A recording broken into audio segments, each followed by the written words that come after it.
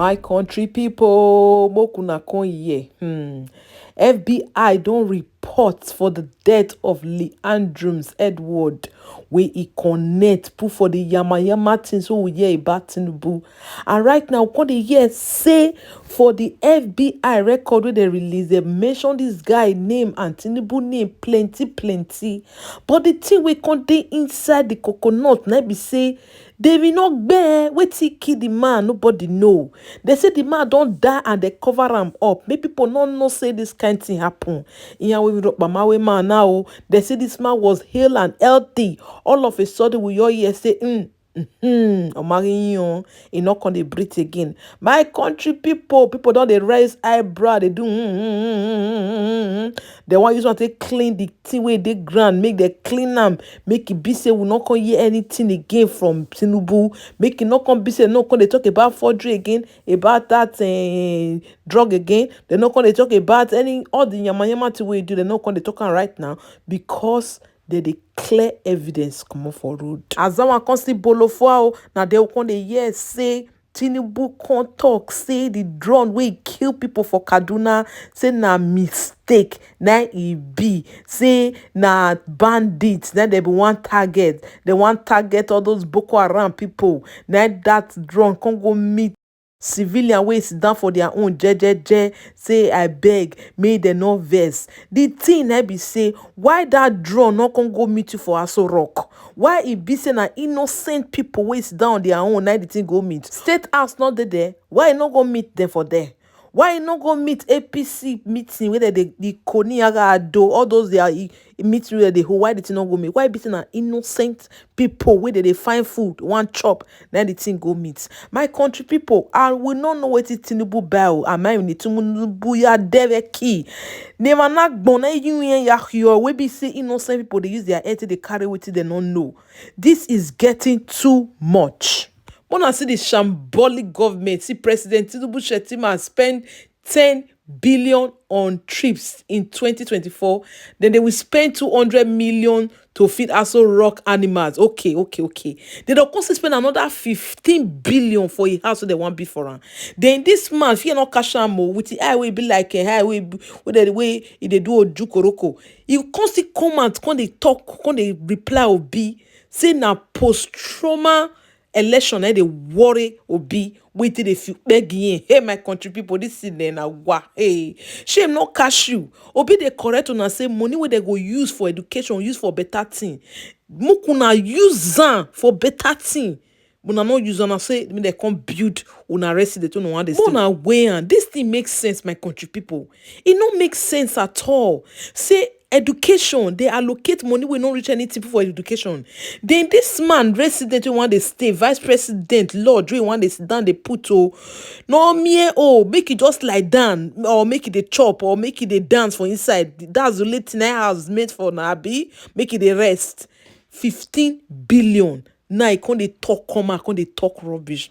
I go let the video play. Mokuna watch, my country people. Mokuna see the yama. But before I play the video, this one they call itself Femi Gbajami Abila.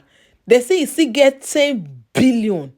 We want to take you renovate a residence and 10.1 billion for computer software. Yeah, oga. So if you use this money for your own, Shettima use that one for your own. Wetin president want use for your own? Hey, that means the whole Nigeria now they don't say now.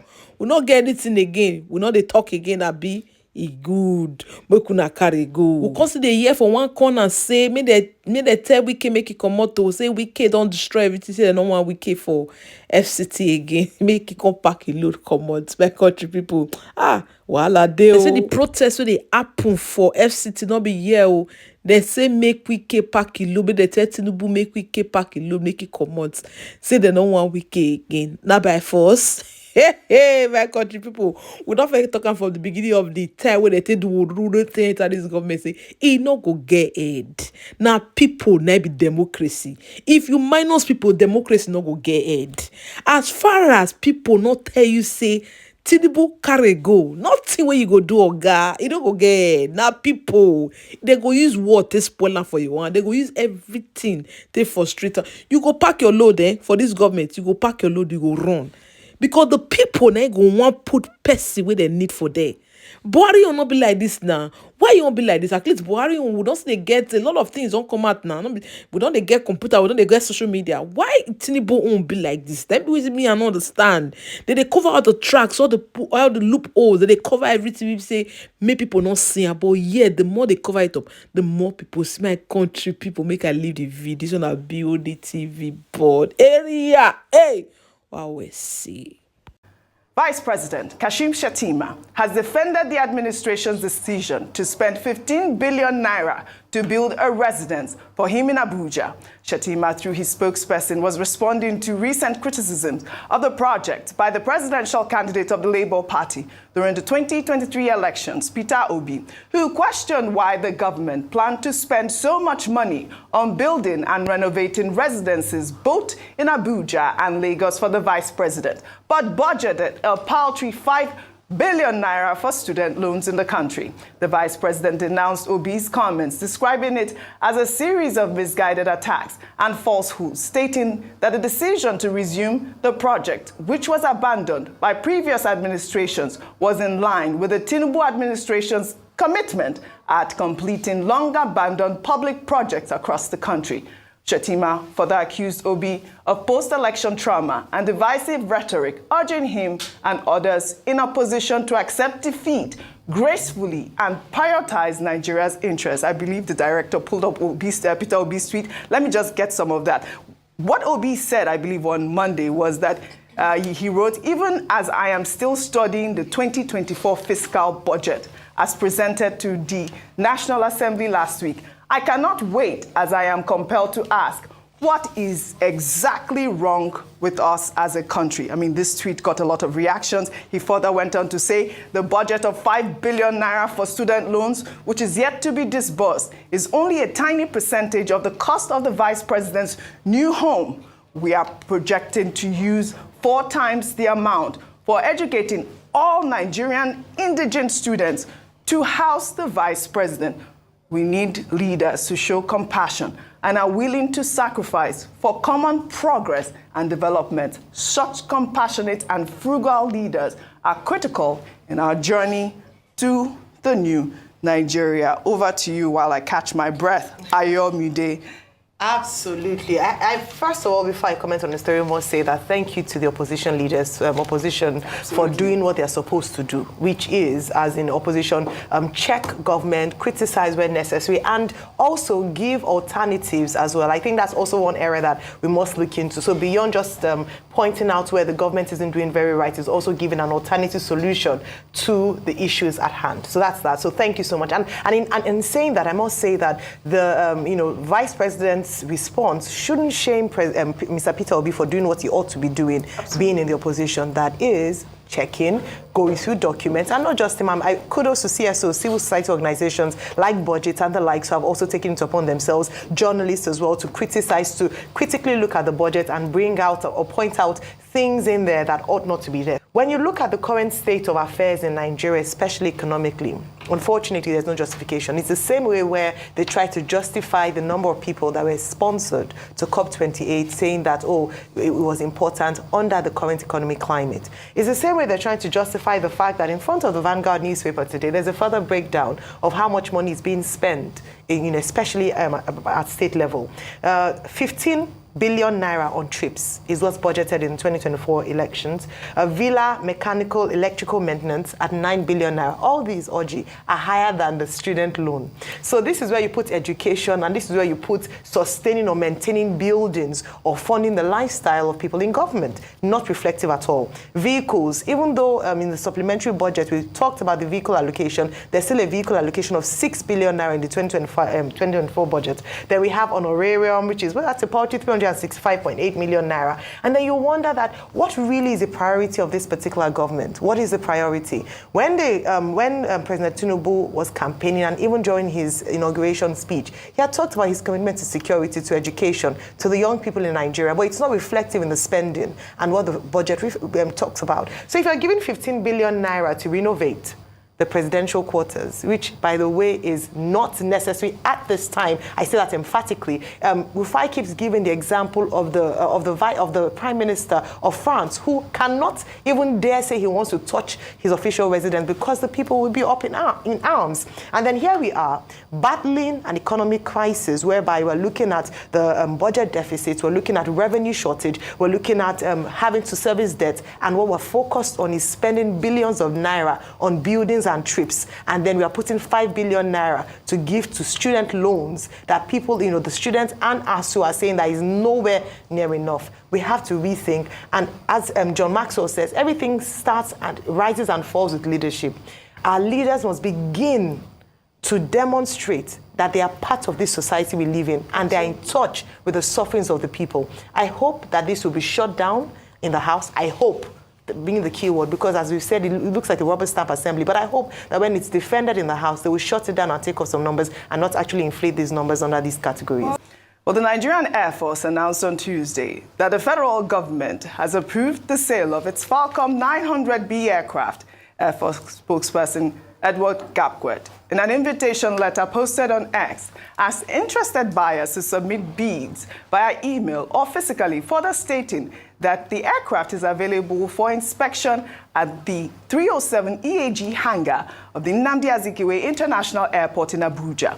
The letter also stated that all bids should be quoted in dollars, while submissions should not be later than December 24th. I mean, this is a welcome development, I would say. I mean, we know that the presidency has about 10 aircrafts. We don't know how much this is going to be sold for. That's the question a lot of people are asking. But if you look online, aircraft like that could go anywhere between, $3 to $5 million and all of that. So those are the questions that have been posed. Well, you recall that when President Buhari was campaigning, one of the things he said in 2019, ahead of the 2019 election, was that he was going to sell some of the aircraft in the presidential fleet. Yes. But he got there, he didn't sell any aircraft. If anything, I think under his watch, they even acquired, an additional helicopter.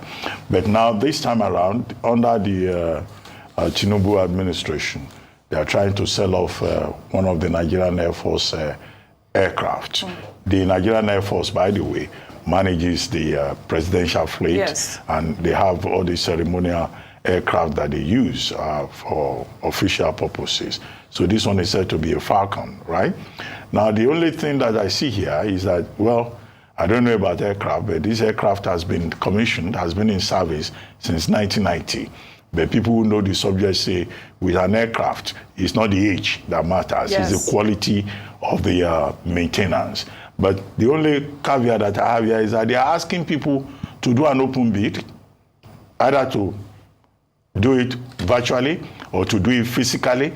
And if you do it physically, you seal it, all in line with the Public Procurement Act of 2007, as Air Commodore Gapquet pointed out. Now they are saying that the payment will be in dollars. Why would the Nigerian government, Nigerian Air Force, want to sell aircraft, Nigerian-owned aircraft, operated by Nigerian Air Force, and they are quoting in dollars? The currency of Nigeria is in naira. It's naira. So they will exclude people who are patriots, who spend naira. The CBN Act of 2005 says that the current 2007 says that the national currency of Nigeria is the naira. So if the federal government wants to sell a commodity, forget the fact that it's an aircraft, and they want to sell it in dollars. So why will anybody then complain again if landlords are collecting rent in dollars? If some supermarkets, some markets, some shops, luxury shops, by the way, not your kind of supermarket. That's why I quickly changed the phrase. Luxury shops are selling items in dollars. So, and there are some government departments that I even understand quote and accept payment in dollars. Yes. Now, look, if we want the naira to have integrity, maybe we should do transactions more in naira. I don't know, some people may be laughing and say how much lorry loads of naira will purchase one aircraft. But it's good to see that they are cutting fat. Yeah. They need to cut fat, yes, not just with the fleet managed by the Nigerian Air Force, but also cut fat, run a lean government, a more efficient government in every area, including the meals that they consume at the highest levels, and including the trips that they embark upon, whether to Dubai or to elsewhere. As for the statement credited to the Vice President, I checked that statement. That was a statement issued by his spokesperson, yes. Stanley Nkocha. And this is the first time I will see Stanley Nkocha issuing a statement. Sometimes I tell our colleagues, or the boys that are on the block now, that it's not everything you respond to.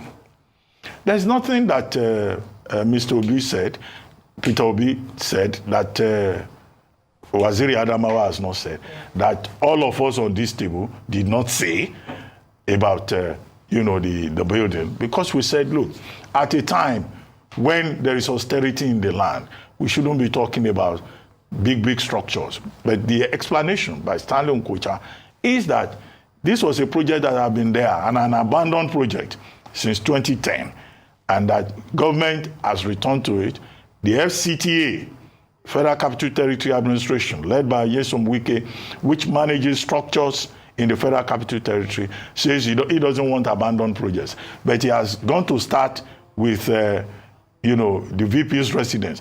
When we had earlier been told in the supplementary budget that provisions have been made for the renovation of the VP's residence. So that's why people are raising issues. So all the explanations given by Stanley Nkocha doesn't make sense. But the funny part of it that I found is that Peter Obi is suffering from post-election trauma.